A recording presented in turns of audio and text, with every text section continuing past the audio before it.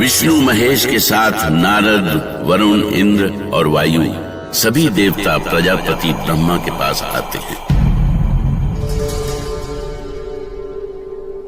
रक्षा करे चतुरानन, रक्षा करे परमपिता।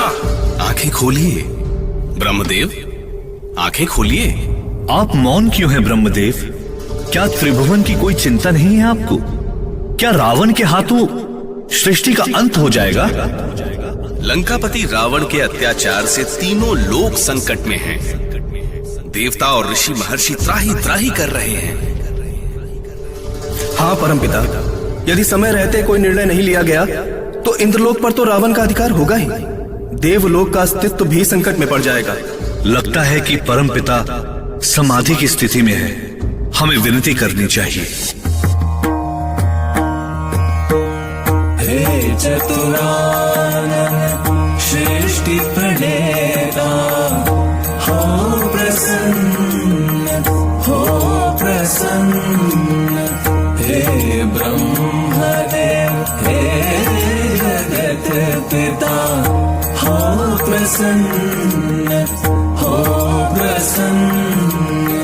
विपदान पड़ी संकट में है सारा संसार।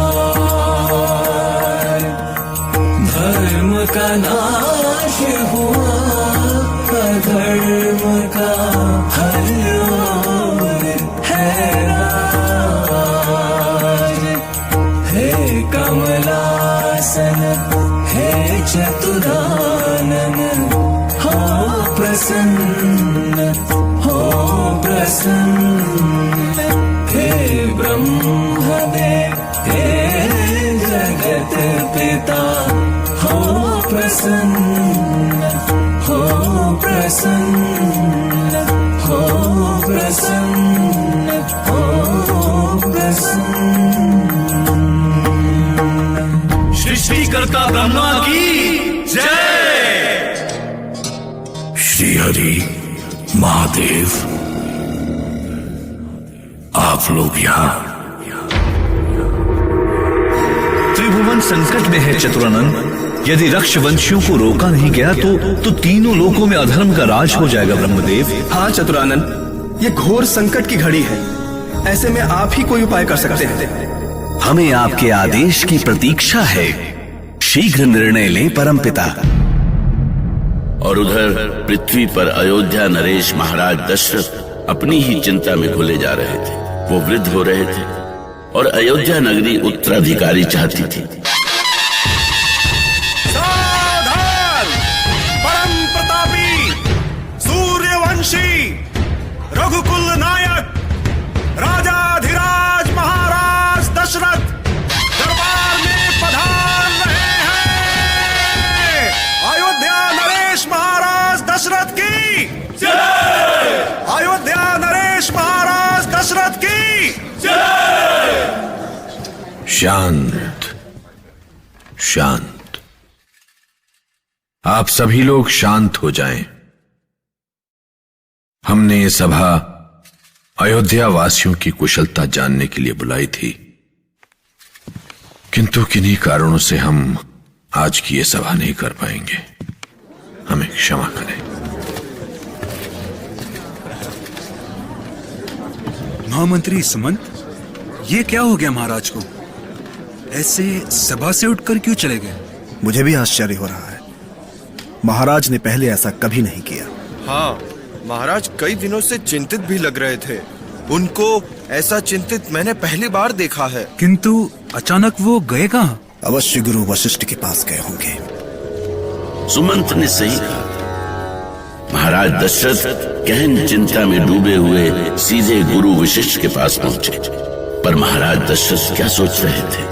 क्या उन्हें उनके साथ ही रघुकुल का दीपक बुझ जाने का भय नहीं था?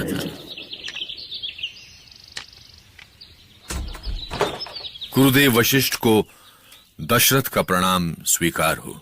क्या बात है महाराज, आप बहुत चिंतित लग रहे हैं। अब आपसे क्या छिपा है गुरुदेव, आप तो सब कुछ जानते हैं। जानता हूं महाराज, आपकी चिंता अयोध्या के उत्तराधिकार की चिंता है, अयोध्या के भविष्य की चिंता है। अयोध्या वासियों की चिंता है। किंतु गुरुदेव, महाराज, मैं ग्रह नक्षत्रों की गति देख रहा हूँ और काल के गर्भ में छिपा हुआ अयोध्या का भविष्य भी देख रहा हूँ। इधर महाराज दशरथ की एक पुत्र पाने की चिंता थी, तो उधर देवलोक की चिंता थी रावण के पापों का अंत।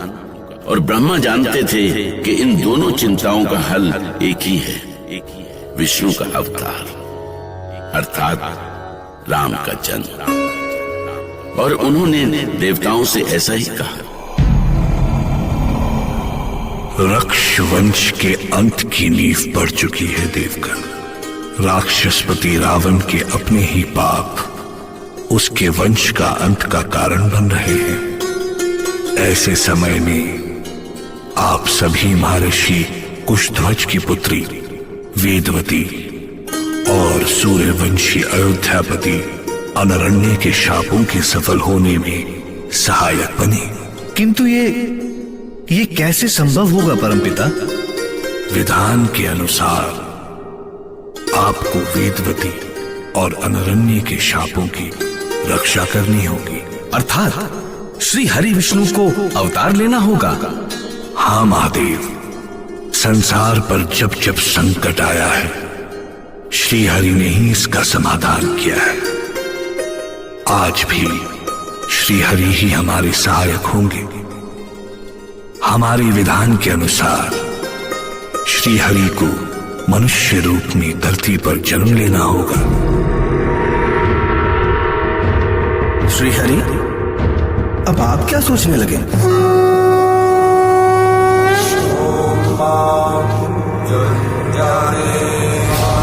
सोचना क्या है? विधि के विधान को कौन मिटा सकता है?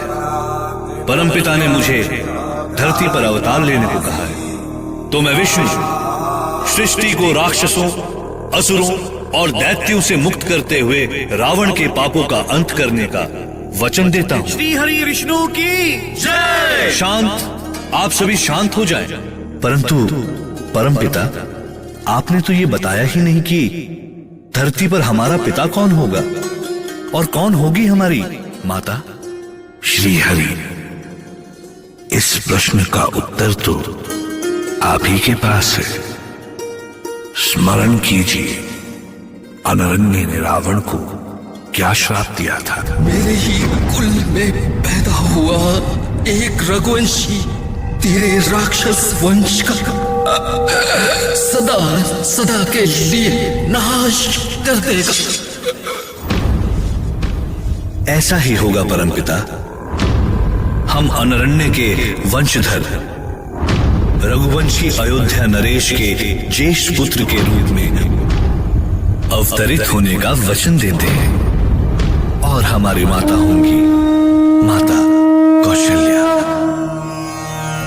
शांताकारं भुजगशयनं पद्मनाभं सुरेशं विश्वधारं गगनसदृशं मेघवर्णं शुभांगं। मुनि वशिष्ठ परम ज्ञानी थे। देवलोक में हो रहे निर्णय का उन्हें भी आभास हो चुका था। इसी विश्वास पर उन्होंने भविष्यवाणी की कि महाराज दशरथ अवश्य पुत्रवान होंगे। राम